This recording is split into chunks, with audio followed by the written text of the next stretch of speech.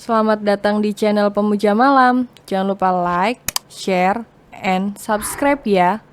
Terima kasih. Chapter 32 lain di mulut, lain di hati emang. Jorok kenapa? Beo Jervario. Kan baru bangun, belum sikat gigi juga, cebik Mentari. Tapi nggak bau kok, kan subuh tadi kita udah kumur-kumur. Kecuali, kamu ngiler pas tidur barusan. Ih, enak aja, mana ada, cetusnya sambil mengusap sudut bibirnya. Tuh nggak ada kan? Jervario terkekeh melihat tingkah istrinya yang terkadang memang begitu menggemaskan. Jervario merasa amat sangat beruntung bisa mendapatkan istri seperti Mentari. Ia benar-benar tak menyangka, cinta bertepuk sebelah tangannya justru berbalas. Setelah mereka pernah sama-sama merasakan mahligai pernikahan dengan orang lain. Ternyata jodoh tak selalu yang menjadi pertama. Sebaliknya mereka justru berjodoh setelah sama-sama kembali sendiri.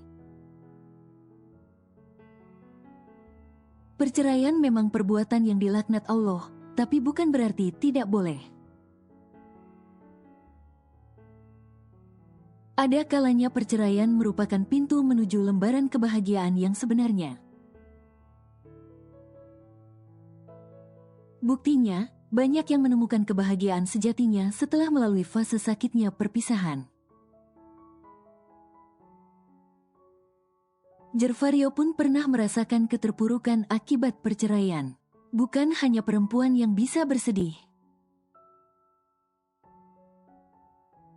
Tapi lelaki pun juga memiliki sisi emosional. Apalagi saat ditinggal secara tiba-tiba oleh seseorang yang dicintai. Jervario pernah merasakan mencintai Milea. Tapi setelah apa yang ia lakukan, membuat rasa cinta itu kandas seketika. Apalagi Milea tanpa rasa bersalah meninggalkan dirinya dan anaknya. Hanya demi untuk bersama dengan mantan kekasihnya, cinta pertamanya. Kecewa, itu yang Jervario rasakan. Tapi ia tak mau berlarut-larut dalam kesedihan dan keterpurukan. Apalagi ia memiliki bidadari kecil yang mesti ia jaga, rawat, dan sayangi. Memberinya kekuatan dan semangat.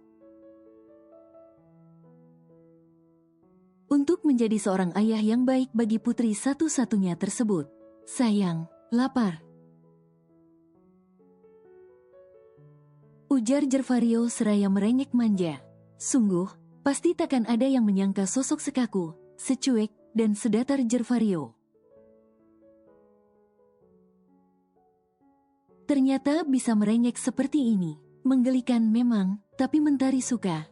Sebab Jervario hanya menunjukkan sisi menggemaskannya ini padanya. Ya udah, buruan bangun, mandi. Entar aku pesan layanan kamar buat anterin sarapan kita.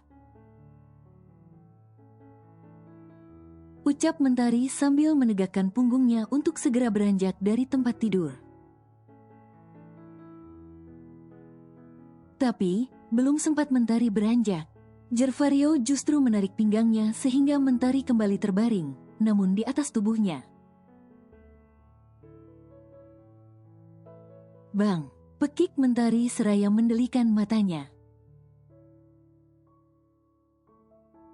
Apa? Tanya Jervario dengan memasang wajah lempengnya. Aku mau bangun katanya lapar. Abang emang lapar banget malah. Soalnya udah lebih dari seminggu puasa, jadi abang mau buka puasa dulu. Mentari mengerutkan keningnya. Udah lebih dari seminggu puasa, abang jangan bohong deh. Abang ngigau semalam aja kita makan kok. Puasa dari mana coba? Sanggah Mentari. Memang benar kan kata Mentari? Semalam bahkan mereka makan sepiring berdua dengan Jervario yang menyuapinya. Jadi, puasa dari mana? Lagian, kalau suaminya itu puasa lebih dari seminggu. Bisa-bisa suaminya terkena busung lapar dong? Atau yang lebih parah, bisa mati kelaparan. Bukannya menanggapi omelan Mentari, Jervario justru semakin mendekap tubuh Mentari. Dengan telapak tangan yang sudah masuk ke balik piyama satin miliknya. Abang bukan lapar itu sayang, tapi... Jervario memajukan wajahnya dan mencumbu bibir Mentari. Abang lapar bercinta denganmu. Imbuhnya sambil kembali menyatukan bibirnya dengan bibir Mentari. Dilumatnya bibir Mentari dengan gerakan sensual. Diketuknya bibir Mentari dengan ujung lidahnya, agar memberinya celah untuk melesakkan lidahnya ke dalam sana. Mentari yang baru paham pun lantas memberi celah. Mungkin bila ia adalah tokoh kartun, akan ada lampu yang menyala di atas kepalanya. Sebagai pertanda ia baru paham atas ucapan ambigu sang suami. Yah, semenjak masalah asa tempo hari. Mereka memang belum kembali melakukan kegiatan panas mereka. Apalagi saat itu tubuh Mentari sangat lemah dan rentan. Jadi ia tidak bisa menyalurkan kebutuhan biologisnya pada sang istri. Kini, keduanya sudah mulai terbakar gairah. Satu persatu kain yang menempel di tubuh mereka entah pergi kemana. Hanya ada sepasang tubuh polos tertutup selimut yang berbalur peluh. Keduanya sudah larut dalam percintaan hingga saatnya mereka dimenyatukan diri. Bang, sergah Mentari seraya menempelkan telapak tangannya di dada Jervario. Saat Jervario hendak menyatukan miliknya, abang akan pelan, sweetheart, jangan khawatir. Tukasnya menenangkan, Mentari pun mengangguk memberi akses penuh untuk sang suami. Menuntaskan hasrat yang sempat tertunda beberapa hari ini. Kini, hanya ada suara desahan dan erangan yang memenuhi kamar hotel itu. Keduanya telah terlarut dalam buaian kenikmatan.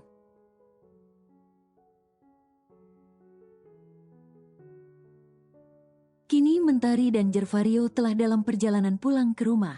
Setelah berlibur selama 1 minggu di negeri Singa, mereka pun harus segera kembali. Banyak pekerjaan yang sudah menanti mereka.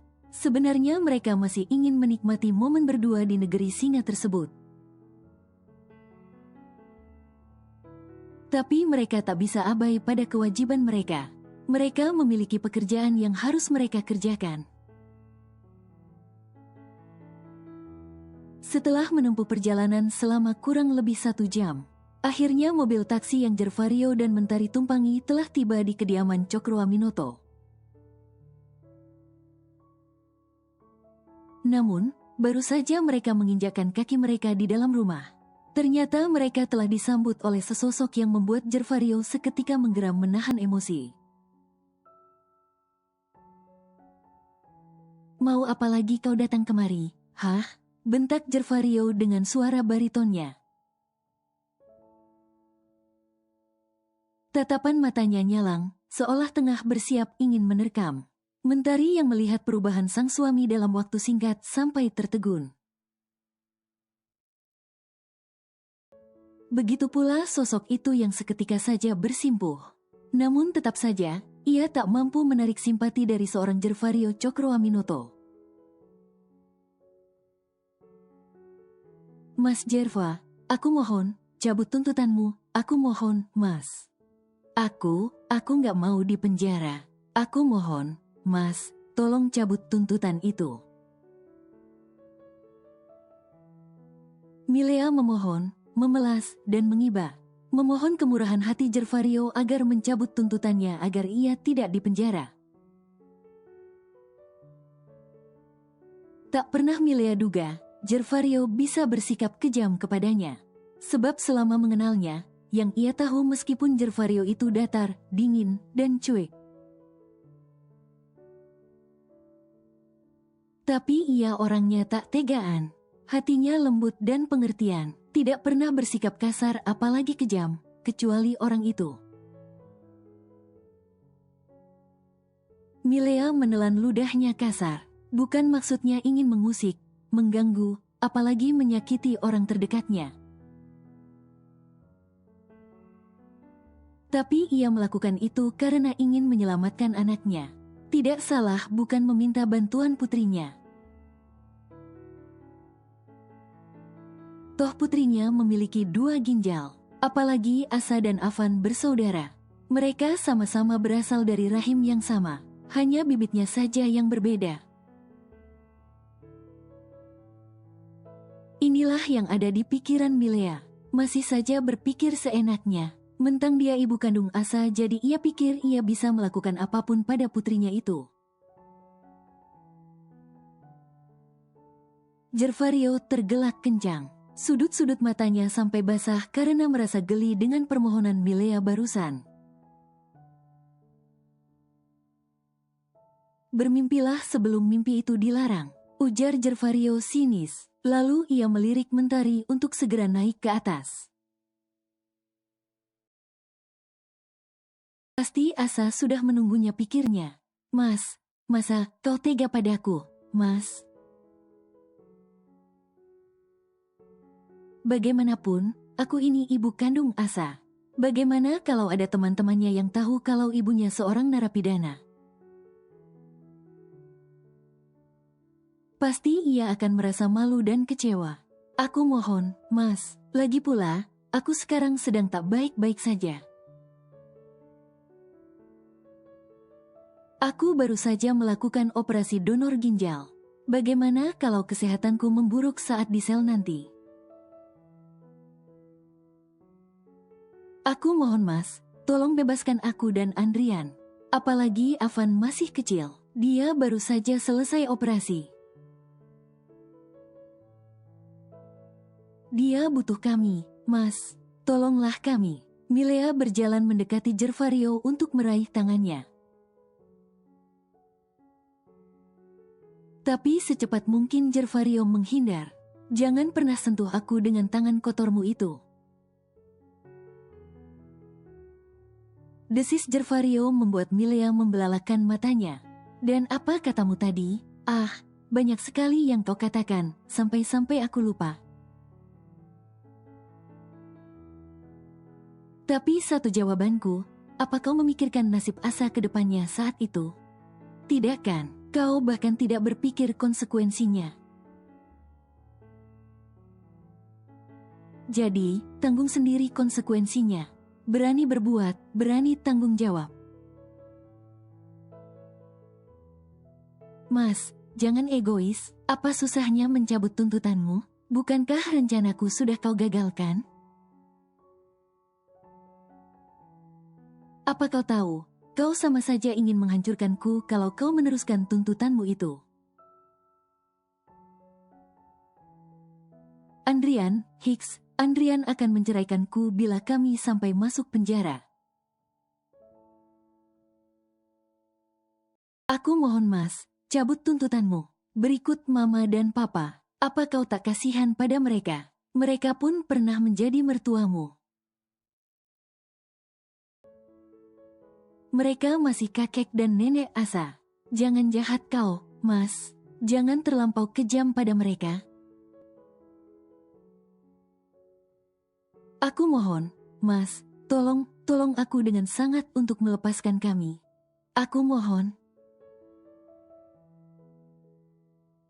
Aku tak ingin dipenjara. Aku tak ingin dicerai. Aku mohon, Mas, tolong aku. Aku mohon. Milea jatuh terkulai duduk di lantai. Ia meraung-raung meluapkan segala rasa kesedihan dan ketakutannya. Tapi yang ia takutkan hanyalah dipenjara dan diceraikan. Tak ada sedikit pun itikadnya untuk meminta maaf dan menyesali perbuatannya. Khususnya pada buah hatinya sendiri. Gervario sebenarnya merasa iba sekaligus muak.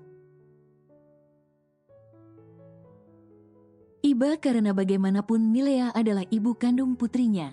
Orang tuanya pun kakek dan nenek asa sendiri. Sedangkan dengan Andrian, ia pun iba sebab ia memiliki anak yang masih sangat kecil. Ia masih membutuhkan perhatian dan kasih sayang orang tuanya. Namun, ia pun merasa muak. Bagaimana tidak, bahkan hingga 2 minggu berlalu, tak ada itikat baik dari mereka untuk mengakui kesalahan mereka dan meminta maaf. Menyesali kesalahan mereka, hal inilah yang membuat Gervario kekeh untuk meneruskan tuntutannya. Pengacara Andrian pun ternyata telah bergerak, semenjak surat panggilan kepolisian dilayangkan pada mereka. Tapi sebisa mungkin mereka meminta penangguhan. Pengacaranya pun sempat datang ke kantor TJ Group untuk bertemu dengannya. Tapi karena dirinya yang masih berada di Singapura pada saat itu, maka Dariolah yang mewakili. Dan di kesempatan itu pengacaranya meminta maaf atas nama kliennya. Dario yang hanya asisten pribadinya saja merasa muak. Bukannya yang bersangkutan yang turun secara langsung untuk meminta maaf. Mereka justru hanya mengutus pengacaranya. Gervario tak semurah hati itu. Ia bisa jadi orang paling baik sedunia pada orang yang memang berlaku baik padanya. Tapi ia pun bisa jadi manusia terjahat sedunia. Bila orang itu berusaha menyakiti dirinya pun orang-orang yang dikasihinya. Gervario sama seperti ayahnya, sikapnya dingin, kaku, dan tak banyak bicara. Tapi bila ada yang menyakiti, maka ia tak akan tinggal diam. Bahkan sang ayah pernah memenjarakan istri pertamanya karena telah mencelakai istri keduanya. Dan kini sepertinya kisah masa lalu itu akan terulang kembali. Tapi bedanya kali ini ia akan memenjarakan mantan istri pertamanya. Dan masalahnya bukan karena telah mencelakai istri barunya, tapi hampir mencelakai putrinya. Meskipun ia berhasil menyelamatkan sang putri, tapi ia tak mau mencabut tuntutan itu. Mereka tetap harus dihukum sesuai hukuman yang berlaku. Dengan begitu, ia harap mereka sadar dan tidak mengulangi kesalahan yang sama. Pergilah, tukasnya dingin. Meskipun kau meraung siang dan malam hingga menangis darah, aku tetap pada pendirianku. Aku tidak semurah hati itu untuk melepaskan kalian begitu saja. Aku harap, dengan kejadian ini kau bisa menyadari kesalahanmu. Imbunnya datar dan dingin membuat Milea yang sesegukan tercekat. Nafasnya putus-putus. Ia tak menyangka, hati Gervario begitu keras. Tak tergoyahkan sama sekali, Pak Karno. Pekik Gervario memanggil penjaga keamanan rumahnya. Iya, Tuan. Pak Karno segera berlari mendekati tuannya yang masih berdiri di ambang pintu. Bila dalam 30 menit wanita itu tidak pergi juga dari rumah ini, usir atau kalau perlu. Seret saja dia keluar. Titahnya dingin, datar, dan tegas membuat mata Milea kian terbelalak. Mas, kau tega dengan aku, Mas. Bagaimanapun aku ini ibu Asa. Jangan semena-mena kamu, Mas. Mas Jerva Siit. Brengsek kau, Mas. Dasar sialan, arg. Milea tampaknya sudah kehilangan kesabarannya. Sampai berteriak seperti Tarzanwati di rumah besar itu. Ia makin kesal karena tak ada yang mempedulikannya. Bahkan mantan mertuanya yang biasanya begitu lembut dan baik hati pun mengabaikannya. Sebab saat ini ia justru sedang menemani Asa dan Mentari di kamar cucu perempuannya itu. Dengan wajah kesal bercampur marah, Milea meninggalkan rumah itu. Rumah yang penuh kenangan antara dirinya dan Jervario. Ia terpaksa pulang dengan tangan hampa. Harapannya kini tinggallah sang suami. Ia harap ancaman perceraian bila masuk penjara itu hanyalah sebuah gertakan saja. Kenapa jadi begini? Aku harus apa sekarang? Aku tak mau di penjara. Ya Tuhan, kenapa Mas Jerva bisa sekejam itu pada kami? Gumamnya tanpa berpikir kalau semua terjadi akibat perbuatan dan kebodohannya sendiri. Setelah beberapa kali mangkir dari panggilan, kini Milea, Andrian, dan kedua orang tua Milea telah hadir di kantor polisi untuk menjalani pemeriksaan. Karena terbukti bersalah, keempat orang itu pun akhirnya resmi ditahan 1 bulan kemudian.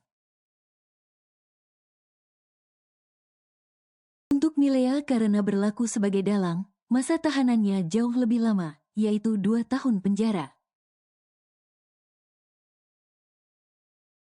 Untuk Andrian, awalnya mendapatkan masa tahanan selama 1 tahun 2 bulan. Tapi setelah mengajukan banding, masa tahanannya berkurang menjadi hanya 8 bulan saja. Berbeda dengan kedua orang tua Milea karena tidak terlibat secara langsung, hanya mendukung. Mereka pun hanya mendapatkan masa tahanan selama 2 bulan. Setelah mereka berempat resmi ditahan.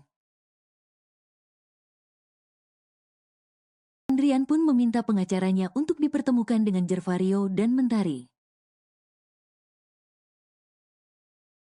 Di kesempatan itu, ia meminta maaf karena telah hampir saja mencelakai putri tirinya itu. Setelah merenung cukup lama, ia sadar perbuatannya itu salah. Bila dipikir-pikir lagi, seperti yang Jervario katakan, bagaimana bila hal tersebut menimpa putranya? Apa ia akan menerima begitu saja? Tentu tidak, masa depan putranya masih panjang. Ia tentu ingin melihat putranya tumbuh sehat sama seperti anak-anak lainnya. Ia ingin melihat anaknya tumbuh besar secara normal, tanpa harus selalu merasa was-was. Oleh sebab itu, di kesempatan itu, ia benar-benar meminta maaf pada kedua orang itu. Ia meminta maaf secara tulus. Tak ada niatan dirinya untuk meminta tuntutannya dicabut. Lagi pula baginya cukup masa tahanannya dikurangi setelah melakukan banding. Tapi ia tak mau membantu Milea, biar dia sendiri yang meminta maaf. Lagi pula ia telah menjatuhkan talak 1 padanya. Rasa kecewa yang begitu besar karena merasa ditipu membuatnya mengambil keputusan sulit itu. Andrian akui, ia mencintai Milea, tapi perbuatan Milea baginya sulit untuk dimaafkan. Biarkan saja waktu yang menyadarkan Milea. Saya ucapkan terima kasih pada Mas Jerva dan Mbak Mentari. Karena sudah mau memaafkan kesalahan saya benar-benar bodoh, tidak berpikir pada nasib Asa ke depannya. Syukurnya, Mas Jerva bertindak cepat. Kalau tidak mungkin aku akan selalu dihantui rasa bersalah dan penyesalan seumur hidup. Lukas Andrian, ia pun sebenarnya tak serta-merta sadar sendiri. Berkat sang ibulah yang menasihatinya sehingga ia sadar akan kesalahannya. Karena itu, setelah resmi ditahan seminggu yang lalu, ia pun memberanikan diri minta dipertemukan dengan Jervario dan Mentari selaku orang tua Asa. Yang penting kau sudah menyadarinya. Sebenarnya aku tidak terlalu menyalahkanmu. Sebab terkadang orang tua memang bisa menjadi sangat egois demi anak. Tapi yang membuatku kecewa, kalian seperti melupakan fakta kami ini adalah orang tua Asa.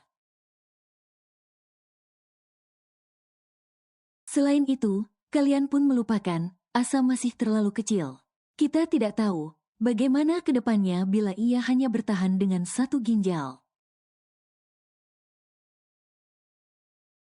Saya sebagai seorang orang tua, tentu ingin anakku tumbuh dengan baik, normal seperti anak-anak lainnya. Tanpa merasa menjadi beda karena keterbatasan yang dialaminya. Ungkap Jervario yang memang hal tersebutlah yang menjadi puncak kekhawatirannya. Andrian diam tertunduk. Ia merasa malu sendiri di hadapan Andrian dan Mentari. Oh ya, bagaimana keadaan anakmu? Asa kerap menanyakannya. Sepertinya Asa sudah sangat menyayangi adiknya itu.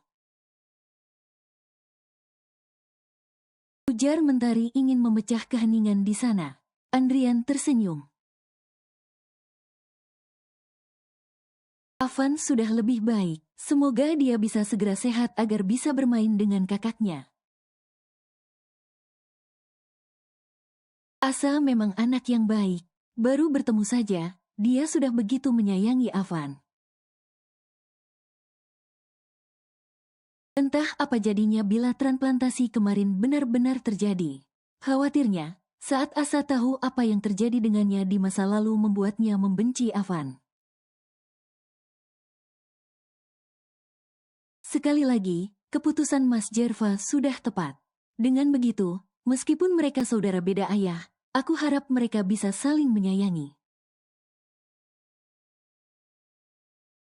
Ucap Andrian tulus yang dia aminkan oleh Mentari dan Jervario.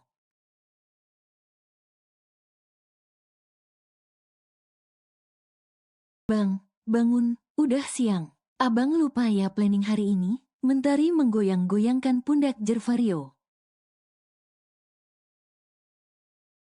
Tapi laki-laki itu justru menarik tangan Mentari hingga posisinya setengah merebahkan diri. Kemudian Jervario menenggelamkan wajahnya di ceruk leher Mentari tanpa membuka matanya. Dengan mata terpejam, ia menghirup aroma khas tubuh Mentari yang sudah bercampur parfum. Sebab istrinya tersebut sudah bersiap sejak beberapa menit yang lalu. 5 menit lagi, sayang. Abang masih ngantuk. Nggak tahu kenapa, abang rasanya males banget buat gerak. Pinginnya peluk-peluk kamu aja. Jawab Jervario serak khas suara bangun tidur. Bang, ini udah jam 6:30 loh. Abang kok akhir-akhir ini jadi pemalas sih? Biasanya juga abis subuhan, nggak tidur lagi. Tapi sekarang bukan hanya tidur, tapi susah bangun. Abang lupa atau gimana sih, kita kan hari ini mau, Papi. Teriak Asa tiba-tiba yang langsung melompat begitu saja ke atas kasur super empuk.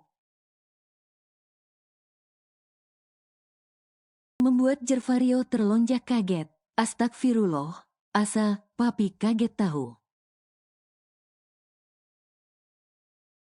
Lukas Jervario dengan jantung dak-dikduk membuat Mentari dan Asa tergelak. Papi sih masih bobok aja. Papi lupa ya, kan hari ini Asa ada senam ceria di sekolah. Mami dan papi harus ikutan sama kayak mama papa teman-teman Asa. Semuanya disuruh datang, kita senam sama-sama. Seru Asa dengan bibir mencebik membuat Jervario menepuk dahinya karena terlupa. Ya Allah, maafin papi, sayang. Papi benar-benar lupa. Ya udah, 10 menit lagi papi turun. Kalian sarapan aja duluan gih. Serunya seraya melompat dari tempat tidur sampai-sampai nyaris tersungkur.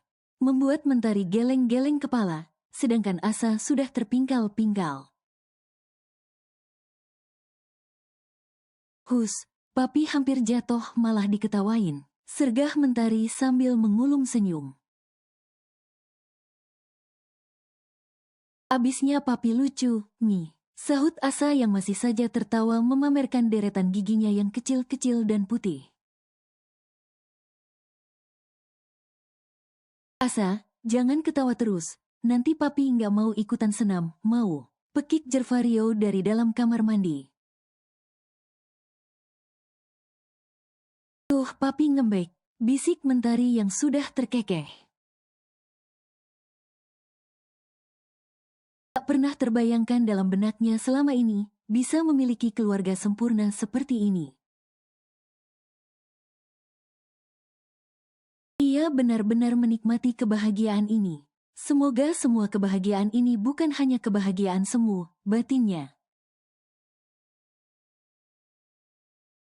Kabur papi ngambek, pekik Asa sambil tertawa lebar. Dari dalam kamar mandi, Jervario menuntaskan bersih-bersihnya secepat mungkin. Abang mandi bebek, ejek Mentari sambil meletakkan setelan olahraga milik suaminya. Warnanya senada dengan pakaian miliknya. Mentari memang sengaja membeli yang senada dengan warna pakaian olahraga milik Asa. Biar kompak pikirnya, biarin, yang penting masih ganteng dan wangi. Dan yang lebih penting lagi, udah sold out. Sahutnya seraya terkekeh membuat Mentari memutar bola matanya jengah. Narsisnya nggak berkurang ternyata. Cibir Mentari yang justru membuat Jervario kian girang mengganggu istrinya itu. Itu namanya bukan narsis, istriku, tapi fakta. Coba deh perhatiin baik-baik, suamimu ini memang ganteng kan? Terus cium deh, wangi kan? Terus bener kan udah sold out, miliknya Mentari yang comel. Ujarnya seraya mendekatkan wajahnya pada Mentari. Setelah mengatakan itu, ia mencuri satu ciuman dari bibir Mentari. Morning kiss, godanya sambil mengerlingkan mata. Wajah Mentari kini sudah bak kepiting saus asam pedas. Bagaimana Mentari tidak tersipu coba? Sebab sikap Jervario kian hari kian membuatnya kelabakan sendiri. Bahkan terkadang nyaris tak tahu tempat dan waktu. Pernah sekali, saat Mentari datang ke showroomnya untuk mengantarkan makan siang. Lalu Jervario menyambutnya dengan menciumnya di depan semua karyawannya. Mentari sampai malu sendiri di hadapan semua karyawan showroom suaminya itu. Bang Jerva, pekik Mentari saat tubuhnya sudah melayang di udara. sebab Jervario sudah membawanya ke dalam gendongannya. Apa? Jawabannya acuh, turunin nggak? Ketus Mentari, nggak, lama, salah siapa malah ngelamun. Katanya mau cepat, mending gendong aja. Sarapannya dibawa aja, kita makan di dalam mobil, gimana? Abang mau manasin mobil dulu. Ya udah. Pasrah Mentari bisa apa kalau yang mulia sudah bertitah. Jervario hanya bisa mengulum senyum melihat tingkah istrinya itu yang kadang memberontak. Tapi ujung-ujungnya menurut juga, memang istrinya ini sangatlah patuh. Di sekolah Asa, pasangan Mentari dan Jervario jadi pusat perhatian. Bagaimana tidak, orang tua siswa yang hadir didominasi para emak-emak. Jervario merasa wajar, pasti para ayah sulit untuk meluangkan waktu. Apalagi yang kerjanya terikat dengan orang lain, tidak semudah itu untuk mendapatkan izin. Selain itu, dari segelintir bapak-bapak, bukannya narsis ataupun sombong. Tapi Jervario sadari, hanya dirinya saja yang paling tampan. Narsis kata Mentari, tapi dalam hati Mentari pun membenarkan. Lain di mulut, lain di hati emang.